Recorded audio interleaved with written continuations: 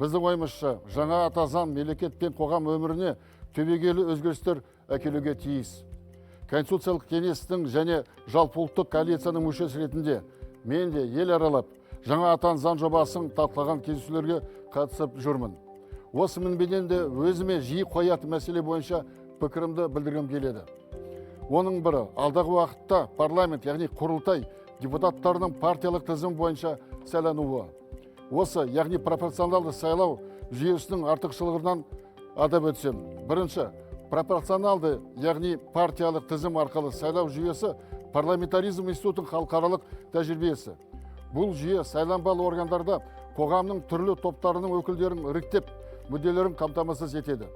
Еуропа кеңесінің жанындағы Венециялық комиссиясының баяндамасында мажоритарлықтан гөрі пропорционалды жүйенің артықшылығы басым анық көрсетілген. Екінші, көп жылдық сайлау тәжірибемізде біз пропорционалды, мажоритарлы аралас жүйелердің қолданып көрдік. Мысалы, мажоритарлық жүйе бойынша жеңіске жету үшін кандидат 50-ден астам процент жинауы керек. Ал тіпті 49% дау жинаған кандидат өтпей қалады. Яғни көпшілікпен келіспейтін, өзіндік пікірі бар үміткер бұл жүйеден өте алмайды. Бірақ демократия тек көпшіліктің билігі ғана емес, бұл баламалы позициясы бар азаматтардың да құқығы.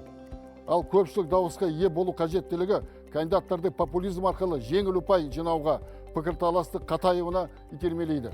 Сол себептен бір мандатты сайлауда рушылдық, жершілдік, жамағатшылдық сияқты дерттерді алдын алу қиын. Бұған дейінгі сайлауларда мұндай жайттар келіскеніміз белгілі.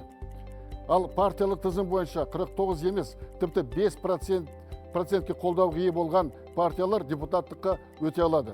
Осылайша пропорционалды жүйе өздік көзқарасы бар тұлғаларға қоғамдық мүддені кең ауқымын парламентте көтеруге мүмкіндік береді.